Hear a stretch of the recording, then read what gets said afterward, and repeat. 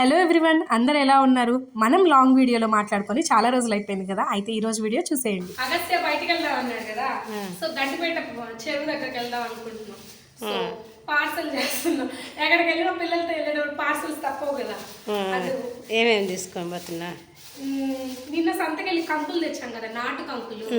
So అవి 2 జామకాయలు ఉన్నాయన్నమాట. సో జామకాయలు, గుగ్గిళ్ళు ఒక బాక్స్లో పెట్టా. సున్నుండలు ఇంకా పల్లి లడ్డూలు. అంటే వాళ్ళని అంటాం కానీ ఆడపోయాక మనకు కూడా ఏదో ఒకటి తినాలనిపిస్తుంది. మళ్ళీ అక్కడ ఏమన్నా అమ్మలేదు అనుకో తలనొప్పి. అండ్ మళ్ళీ సమర్థకు కానీ అగసకు కానీ ఆకలి వేస్తుందని కొంచెం కూర మనం కలిపి పెట్టా. పప్పు కాదు, ఇది మన చోలే కర్రీ చేసా కదా, ఆ కర్రీ పెట్టా. ఇంకా 2 వాటర్ బాటిల్స్. సో ఇవన్నీ సర్దుతున్నాను అనమాట. సరిగా నన్ను లీక్ అవుతుందేమో అని కవర్లో పెట్టా. ఆల్రెడీ వాళ్ళు కింద వెయిట్ చేస్తున్నారు కాబట్టి ఇప్పుడు మనం వెళ్ళాలి. తెచ్చేటప్పుడేమో అందరూ ఎందుకు వస్తున్నావు, తినడానికి వెళ్తున్నావా అంటాడు. మా ఆయన కానీ మా అమ్మ కానీ అగస్య కానీ ఆడికి వెళ్ళాక నాకు ఆకలి వేస్తుందో అని స్టార్ట్ చేస్తారు. అందుకని ప్యాకేజ్ చేతిలో ఉన్న దాంతో సమానం కాదు కదా. ఇది మా అత్తమ్మ నేర్పించింది నాకు. మా అత్తమ్మ ఇంత చెప్పింది తీసుకుపోవాలా జాగ్రత్తకి అని నేను ఇంత ఎత్తుకోపోతా. ఇది కరెక్ట్. అదనమాట తేడా. ఓకే, మనం గంటిపేట చెరువులో కలుద్దాం పదండి. సో మొత్తానికి నేను చెప్పినట్టే ఎక్కడికైనా వెళ్తున్నామంటే ప్యాకేజీలు మాత్రం కంపల్సరీ. సో ఫైనల్లీ వెళ్తున్నాము, అందరం ఎక్కేసాము. కానీ మేము అనుకున్నది అయితే గండిపేట చెరువుకి వెళ్తున్నాము అని బయలుదేరాము. కానీ మా ఆయన మధ్యలో ట్విస్ట్ ఇచ్చాడనమాట.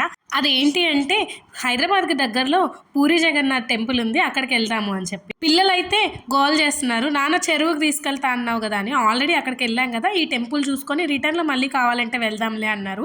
మేము ఆల్మోస్ట్ బయలుదేరేటప్పటికే 3:34 అయిపోయింది. అందరం తినేసాం కాబట్టి నిద్ర మత్తులో ఉన్నాం అనమాట. సమర్థ అయితే ఆల్రెడీ నిద్ర కూడా పోయాడు. ఫైనల్లీ అక్కడ దిగిన తర్వాత మేమైతే షాక్ అయ్యాము. అంత పార్కింగ్ క్రౌడ్, ఆ జనాల్ని చూసి. పార్కింగ్ అయితే లైన్లు ఫుల్ చివరి దాకా ఉంది. టెంపుల్ లోపలికి అయితే అలో చేయలేదు, బయట పార్కింగ్ పెట్టుకోమన్నారు. సో మేము అనుకున్నాము చాలామంది చూడడానికి వచ్చారేమో, సండే సాటర్డే ఎక్కడికి వెళ్ళినా క్రౌడ్ ఉంటుంది కదా అని.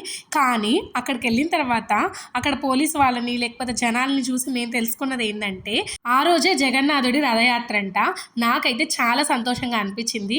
నేను మా అమ్మ అయితే ఇంకా క్లౌడ్స్లో ఉన్నాం అనమాట. అదే తెలియకుండా కూడా మంచి సందర్భంలో వచ్చాము అని చెప్పి. చాలా క్రౌడ్, కొన్ని వేల మంది ఉన్నారు. పోలీస్ సెక్యూరిటీ గార్డ్ చాలా ఎక్కువగా ఉంది.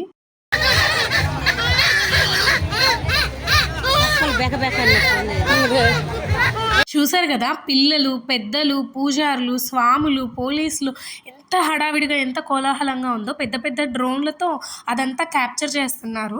అండ్ అలాగే రథాలను కూడా మేము ఫస్ట్ టైం అనమాట ఈ రథయాత్రని కానీ రథాలను కానీ చూడడము.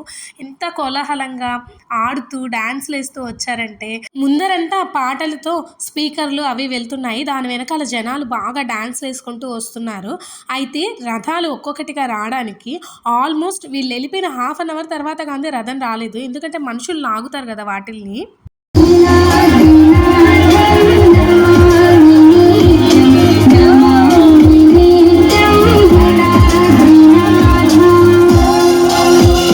అప్పటిదాకా మా పిల్లలు కూడా కొంచెం డల్గానే ఉన్నారు. ఏంటి ఇక్కడికి తీసుకొచ్చావు నాన్న, పార్కుకి తీసుకెళ్లకుండా అని. కానీ వీళ్ళ డ్యాన్సులు, ఈ జనాల్ని చూసి అసలు వాళ్ళు ఆశ్చర్యంలో ఉన్నారు. సైలెంట్ అనమాట. మనం వెళ్దామని పిలిచేదాకా రాలేదు. మనందరికీ తెలిసినట్టే అన్ని రథయాత్రలు ఒక రకం అయితే జగన్నాథుడి రథయాత్ర మాత్రం ప్రత్యేకతలు చాలా ఉన్నాయి అనేది.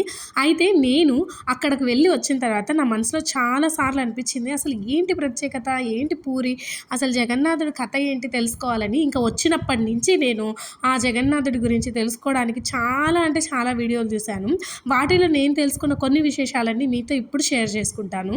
ఈ వీడియోలో నేను చూపిస్తున్న రథయాత్రని వీక్షిస్తూ నేను చెప్పే కథనైతే వినేసేయండి. మనందరికీ తెలిసినట్టే ఆషాఢ మాసం వస్తుందనగానే జగన్నాథుడి రథయాత్ర గుర్తొస్తుంది. ఆషాఢ మాసంలో ఈ రథయాత్రని 2వ రోజు చేస్తారంట. అయితే ఈ రథయాత్రలో బోలెడన్ని వింతలు, విశేషాలు ఉన్నాయి. అవేంటంటే, ప్రపంచంలో ఏ గుడిలో అయినా సరే ఉత్సవ విగ్రహాలను మాత్రమే ఊరేగింపుకు వాడతారు. కానీ పూరిలో అలా కాదు, సాక్షాత్తు గర్భగుడిలో ఉండే దేవుళ్ళే గుడి బయటకు వస్తారు. ఈ జగన్నాథుడి రథయాత్ర కోసం ప్రతి సంవత్సరం కొత్త రథాలని తయారు చేస్తారు. అయితే వీటిని కూడా అక్షయ తృతీయ రోజునే మొదలు పెడతారంట. అయితే ఈ రథాలకు కూడా కొన్ని లెక్కలు ఉంటాయంట. ఏ రథానికి ఎన్ని చెక్కలు వాడాలి, ఎంత హైట్లో చేయాలి అనేది. అయితే మామూలు రథాలన్నీ ఊరంతా తిరిగి చివరికి గుడికే చేరుకుంటాయి రథయాత్ర పూర్తయ్యాక. కానీ జగన్నాథుడి రథయాత్ర మాత్రం అలా కాదంట. జగన్నాథుడికి గుండీచా అనే పిన్నిగారు ఉన్నారు. ఆవిడ ఉండే గుడి పూరి ఆలయానికి ఓ 2 కిలోమీటర్ల దూరంలో ఉంటుంది. జగన్నాథుడు ఓ 9 రోజుల పాటు ఆ ఆలయంలో ఉంటాడు. తిరిగి ఆషాఢ మాసంలోని 10వ రోజున పూరి గుడికి చేరుకుంటారంట. మన దగ్గర రాముల వారి కళ్యాణం రోజు తప్పకుండా వర్షం పడుతుందనేది ఎలా అయితే నమ్ముతామో, అలాగే జగన్నాథుడి రథయాత్రలో కూడా ప్రతిసారి వర్షం పడడం ఓ విశేషం. జగన్నాథుడికి తన గుడి వదిలి వెళ్ళడం ఇష్టం లేదో ఏమో, అందుకే ఎవ్వరు ఎంత ప్రయత్నించినా కూడా రథం కదలదు. కొన్ని గంటల పాటు కొన్ని వేల మంది కలిసి లాగితే కానీ రథం కదలడం మొదలవ్వదు. అయితే ఈ రథయాత్రలో మనం 3 రథాలను చూస్తాము. మొదట వచ్చేది బలభద్రుడు అంటే బలరాముడు, రెండవది వచ్చేది సుభద్రాదేవి, మూడవది ఆ జగన్నాథుడు. జగన్నాథుడు రథాన్ని గరుడధ్వజం అని, బలభద్రుడు రథాన్ని తాళధ్వజం అని, సుభద్ర కోసం తయారు చేసిన రథాన్ని దేవదాలన అని పిలుస్తారట.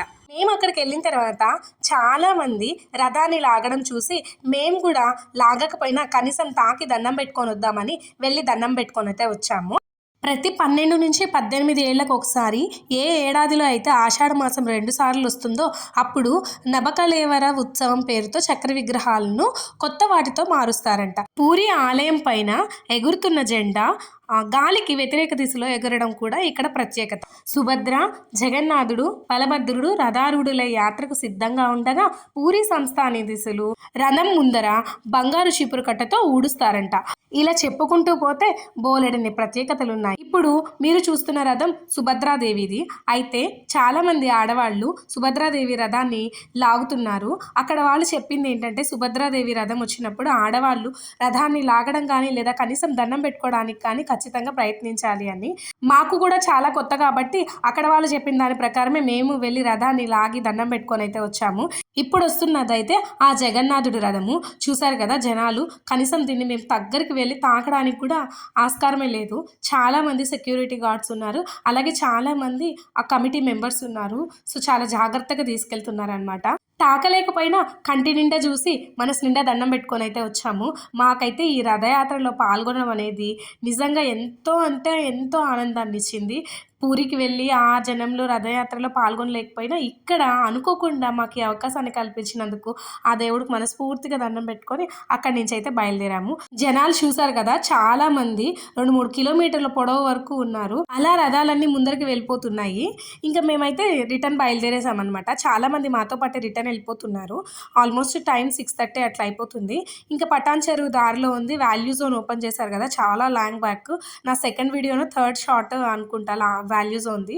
సో మా మరిది వాళ్ళు చూడాలన్నారని చెప్పి వాల్యూ జోన్కి అయితే వెళ్ళాము. నేను వచ్చి కూడా చాలా రోజులైంది. ఓపెనింగ్ అప్పుడే వచ్చాను కదా, అప్పుడు చాలా హడావిడిలో జనాలు ఫుల్ క్రౌడ్. కనీసం మేము లోపలికి వెళ్ళి చూడడానికి కూడా ఏమేమి ఉన్నాయి ఏంటనేది అవకాశం లేకుండా పోయింది. తర్వాత కుదరలేదు రావడానికి. నాకు ఆ ఫస్ట్లో ఉన్న రష్ని చూసి భయపడిపోయాను. ఇంకా ఆకలి మీద ఉన్నారు పిల్లలు. నేను తెచ్చిన ఫుడ్ ఐటమ్స్ అన్నీ ఆల్మోస్ట్ అయిపోవచ్చాయి కాబట్టి ఇంకా అక్కడ ఫుడ్ జోన్ ఉంటే ఇక్కడికి వచ్చాము ఏమైనా తిందామని చెప్పి. ఏ పనైనా మనం యాక్టివ్గా చేయాలంటే ముందు ఆత్మారాముడు శాంతించాలి. అందుకే మా పొట్టల్లో కొంచెం పిల్లల పొట్టల్లో ఏదైనా ఫుడ్ పడేద్దామని చెప్పి ఫుడ్ జోన్లో పఫ్, సమోసా, చాట్ ఏదో తిన్నాము పైన ఆకలి తీరడానికి. బయట ఏదైనా రెస్టారెంట్లో వెళ్ళేటప్పుడు డిన్నర్ చేద్దాంలే అని. అండ్ ఇక్కడ ఒక మంచి కోట్ నాకు బాగా నచ్చింది. Life is like an ice cream, enjoy it before it melt it అని మనందరికీ తెలుసు. కానీ మనము దాన్ని ఫాలో అయ్యేంత టైం కూడా మనకి లైఫ్లో ఉండదు. అండ్ అగస్త్య అయితే ఈ బటర్ మిల్క్ ఫౌంటైన్ దగ్గర ఆగిపోయాడు. అమ్మ ఈ ట్యాప్లో నుంచి కంటిన్యూస్గా ఎలా వస్తున్నాయి అమ్మ బటర్ మిల్క్ అని చెప్పి. చిన్నప్పుడు మనం కూడా అంతే కదా, ఇలాంటివి చూసినప్పుడు అలాగే ఆలోచించేవాళ్ళము, ఎలా వస్తున్నాయి అబ్బా దీంట్లో నుంచి అని. పిల్లలకి మనం ఎప్పుడైనా సరే ఫోన్ లేకపోతే వాళ్ళకి ఎక్కడ లేని గేమ్స్ గుర్తొస్తాయి కదా. ఇక్కడ కూడా మేము ఆర్డర్ చేసిన ఫుడ్ వచ్చే లోపల వాళ్ళైతే ఆడడం మొదలుపెట్టారు. కదలకుండా హాయిగా ఒకే దగ్గర కూర్చొని ఎన్ని ఆటలు ఆడినా పర్లేదు అనిపిస్తుంది కదా పేరెంట్స్కి. ఇంకా లోపలికి అయితే వెళ్ళిపోయాము షాపింగ్కి. యాజ్ యూజువల్ నేను వీడియో తీయడం మర్చిపోయాను. బట్టలు, షాపింగ్, చీరలు అంటే ఆడవాళ్ళకి ఎక్కడ గుర్తొస్తాయి.